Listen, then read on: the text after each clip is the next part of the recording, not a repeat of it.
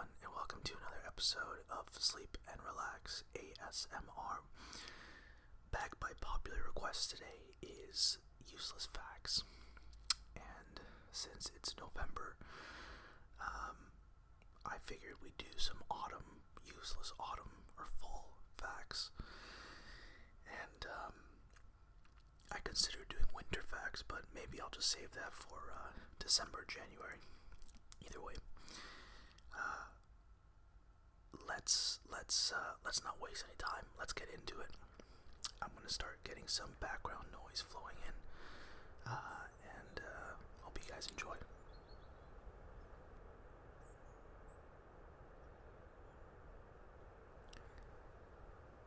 Autumn fact number 1. Americans typically refer to this time of year as fall, while British use the word autumn. Both terms date back to the 16th century, but before that it was called harvest. I'm also pretty sure in Canada they use autumn instead of fall, but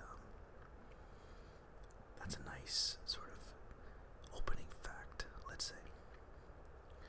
Let's find another one here.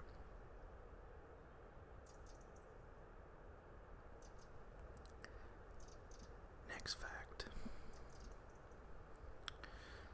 Fall was called harvest because of the harvest moon that occurs when the full moon is closest to the autumn equinox. Before man-made lighting, this moonlight was essential to a prosperous harvest.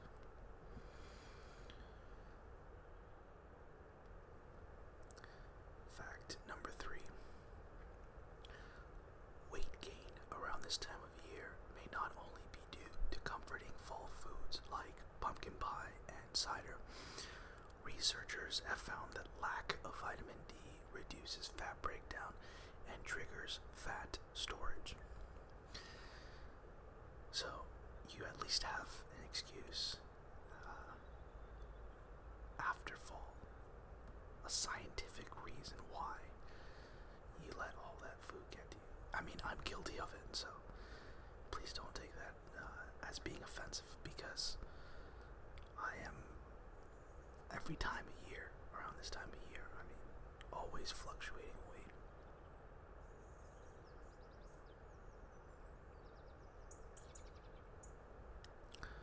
But I digress. Next fact. According to the Weather Channel, pumpkins are the most craved food during the fall. Although if you've left the house anytime recently, this may not come as a surprise to you.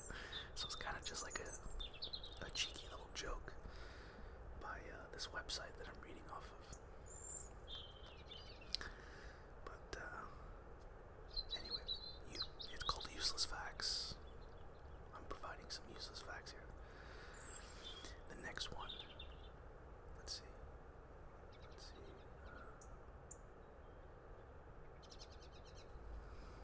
I like this next one. Red and purple leaves are only that color because of the presence of sugars and sap that are trapped within the leaves.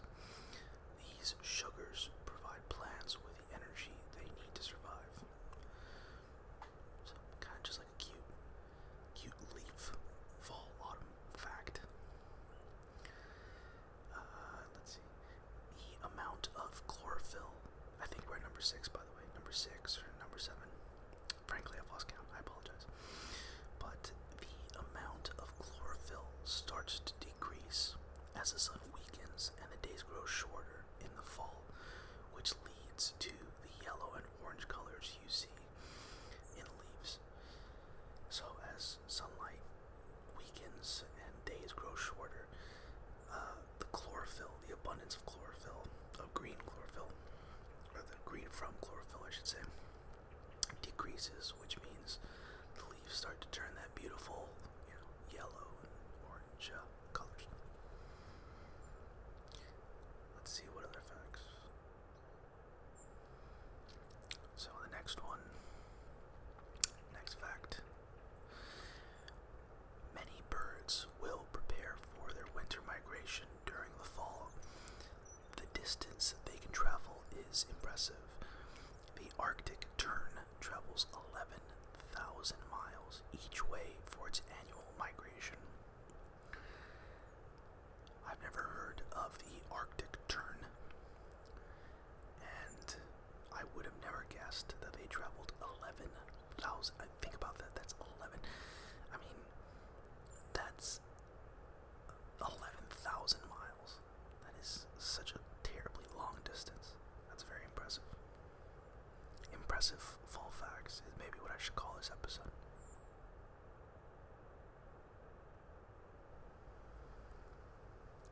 But once again, I digress.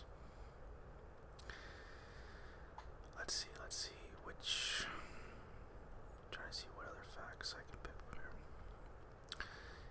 Evergreen trees such as pines, cedars, and spruces stay green because their leaves are covered with thick wax, and they contain materials that prevent freezing when it gets cold. So that's why they,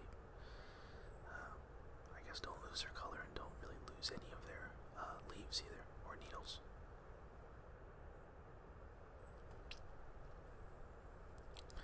I find this next one very interesting. Men and women experience high levels of testosterone during the fall. I said that right. I mean, men and women experience high levels of testosterone during the fall. This makes sense because more babies are conceived during the fall and winter. The cause is unknown, but it could be due to lack of sunlight or even go back to ancient mating rituals. I'm not sure how accurate these facts are. I don't know how accurate this fact in particular is, but I mean, that's pretty interesting. The fact that both men and women would have higher levels of testosterone during the fall, and that it could just be attributed to our, ancestors and their mating habits. You learn something new every day.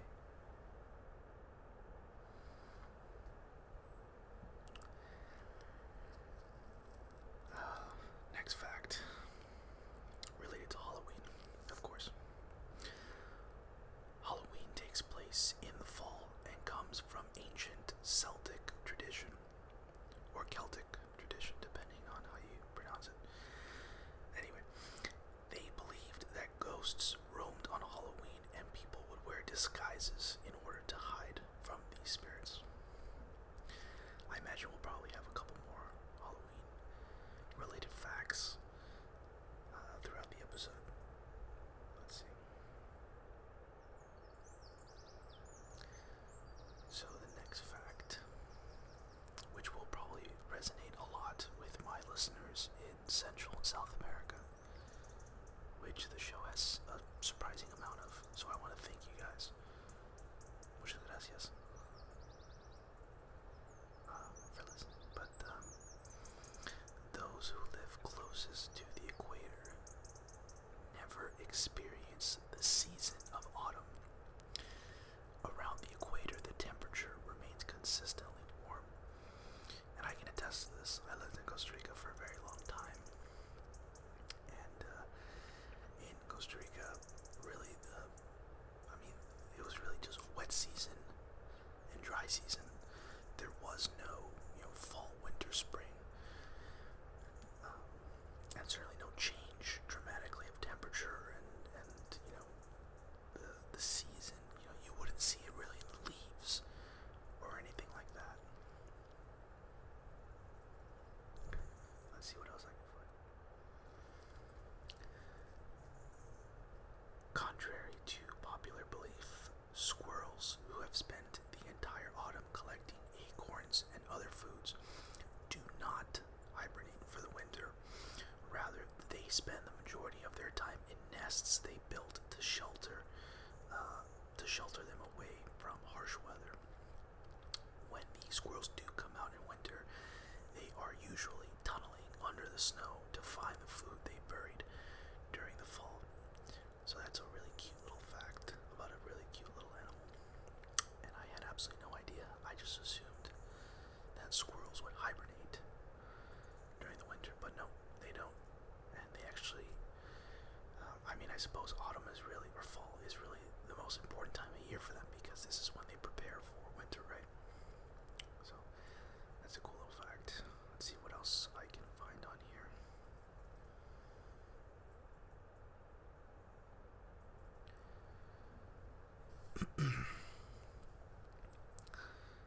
Let's see. The pumpkin was first named by the Greeks. They called pumpkins the pepon, which means large melon. I do not speak Greek, and I have no idea if I said that correctly. If I didn't, and my Greek listeners want to call me out on it, just send me an email to SleepandRelaxASMR@gmail.com, and I will be glad to make a note of it for the next episode. But on we move.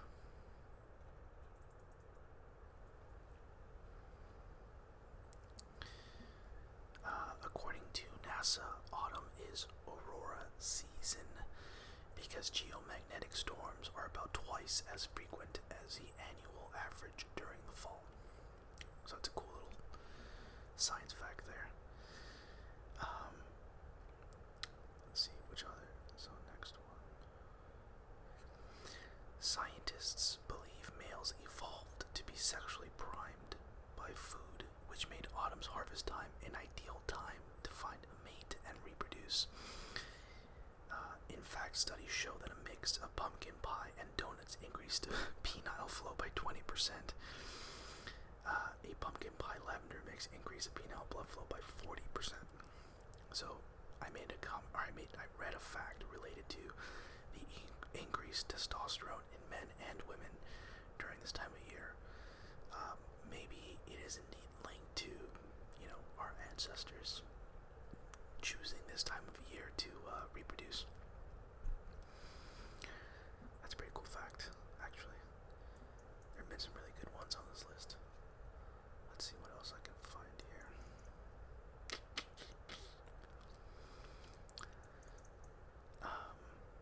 Animals and plants respond to the light changes associated with autumn.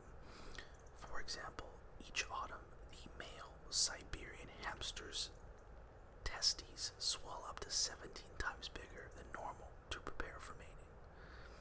I didn't read that fact before. I don't know. I probably wouldn't have read it had I read it one time before. Very cool fact. Not sure how much you guys appreciate learning that. I think it's pretty cool. Let me see if I can move past these penile flow and testes related facts for autumn here.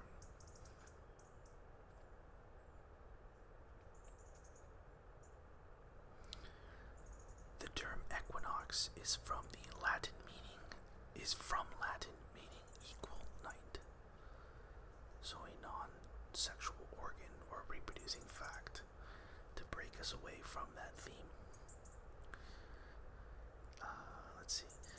Autumn begins when the center of the sun crosses Earth's equator. As Earth continues its path around the sun, days become shorter and nights become longer, with the change most noticeable for those at higher latitudes. So, more like common knowledge, I think, but still worth a read.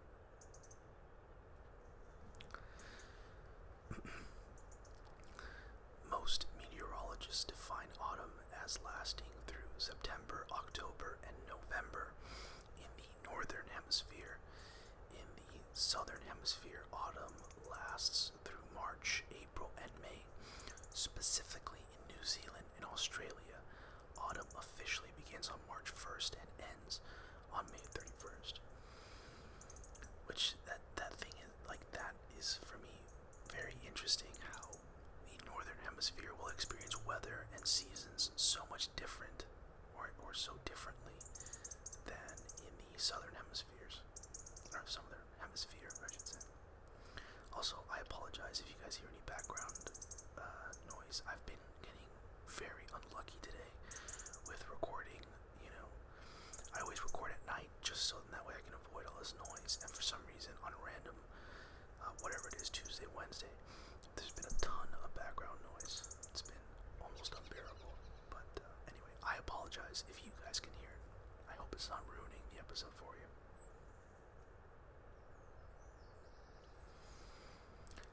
Moving along here, let's see what else I can find. Swedish researchers found that women lose more hair in the fall. The pattern is thought to be a result of evolution. Women hold on to their hair during the summer to protect the scalp against the midday sun. Additionally, hair cells are the second fastest growing cells in the body after bone marrow and are sensitive to environmental disruptions such as seasonal changes. I am obviously not a female. I'd be interested in hearing from my female listeners about how much seasonal change actually affect their hair growth or loss, which I've heard of, but I didn't think or I didn't know it could be so severe or such a drastic change, let's say.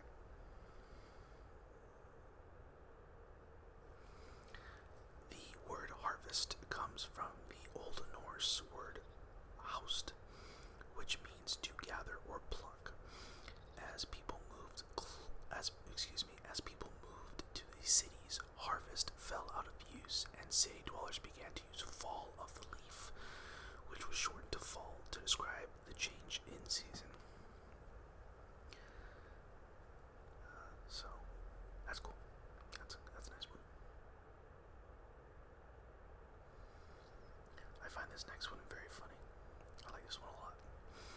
According to seasonal patterns of relationships in Facebook profiles, autumn is the time when more singles change their status to in a relationship or engaged than the yearly average. More breakups occur during the summertime, which is, it's almost predictable. It's summertime, everyone wants to party, but to have, Facebook come up with the data and actually look into it, I find to be very amusing. So there you go. Autumn is the time to fall in love, I suppose, or at least to change your Facebook profile to from single to in a relationship. This next fact sort of ties in with a previous fact I mentioned in this episode. During the spring and summer, most people eat more carbs. However, they develop a tendency for fattier foods in the autumn, which leads to seasonal weight gain. Once again, if you experience some seasonal weight gain, you have some scientific proof and reasoning as to why it happened.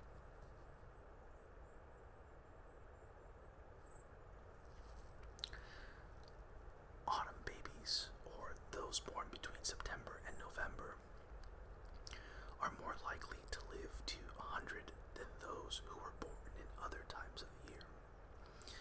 I had no idea about that, and I'm just wondering why someone born between between September and November would be more likely to live to 100 than, say, someone born any other time of the year. But anyway, that's a cool fact to know. Let's see. So this next one, again, not sure how legitimate it is, but athletic children are more likely to be born in autumn and winter months.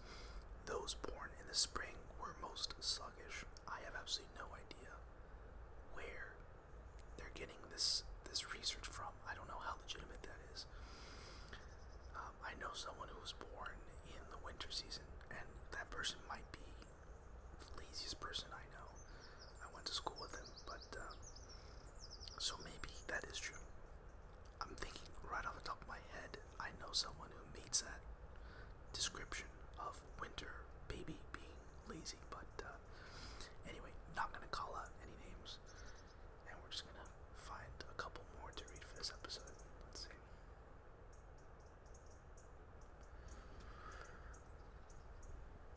This next one is my kind of fact. Oktoberfest in Munich, Germany takes place each autumn. The festival began began as part of a crown prince's wedding celebrations in 1810 and has continued since. About 1.3 million gallons or 5 million liters of beer are poured during the festival. Love that. I've never experienced Oktoberfest in Germany. Would absolutely love to try that one day. Or one year, just going and checking that out. Let's see, I'll do one or two more. According to superstition, catching leaves in autumn brings good luck. Every leaf means a lucky month next year. I would love to know, like, how scientifically accurate that is. I mean, there's no way of proving that. I would assume. But, anyway, sometimes you just gotta, close your eyes, believe in some superstition, and see what happens. I'm all for it. Let's see, one related to Halloween. So, originally, you had to dance for your treat. Most experts trace trick-or-treating to the European practice of mumming or guising, in which costume-wearing participants would go door-to-door performing choreographed dances, songs, and plays in exchange for treats. That is amazing. Could you imagine having to dance in order to, like, just get a Snickers bar or something? How crazy is that? I'll do, alright, one more Halloween fact, and I think I'll wrap up the episode. Halloween is more Irish than St. Patrick's Day, and I will read this little excerpt here. Halloween's origins come from a Celtic festival for the dead called Samhain. Samhain, that's the name of the festival. Celts believed the ghosts of the dead roamed Earth on this holiday, so people would dress in costumes and leave treats out in their front doors to appease the roaming spirits. St. Patrick's Day was basically invented in America by Irish Americans, and then they have some research there and some, notes that I'm not going to go into. But that's kind of wild if you think about it. That Halloween would be, I guess, technically more Irish than St. Patty's Day. That's pretty cool. That's a nice fact to end on. Anyway, guys, as always, I really want to thank you guys for taking the time to listen. The show the last few weeks has really seen a huge bump in downloads from around the world. I want to thank you guys from the bottom of my heart. I really appreciate it. If you guys have any suggestions or want to get in touch, you can send me an email to SleepandRelaxASMR@gmail.com. If you're confused about spelling, just check out the show notes and I'll have a link there. Again, guys, I want to thank you. I'll leave the background noise flowing for a couple extra minutes. I don't really want to distract you guys from sleeping or relaxing. And until next time, thanks again.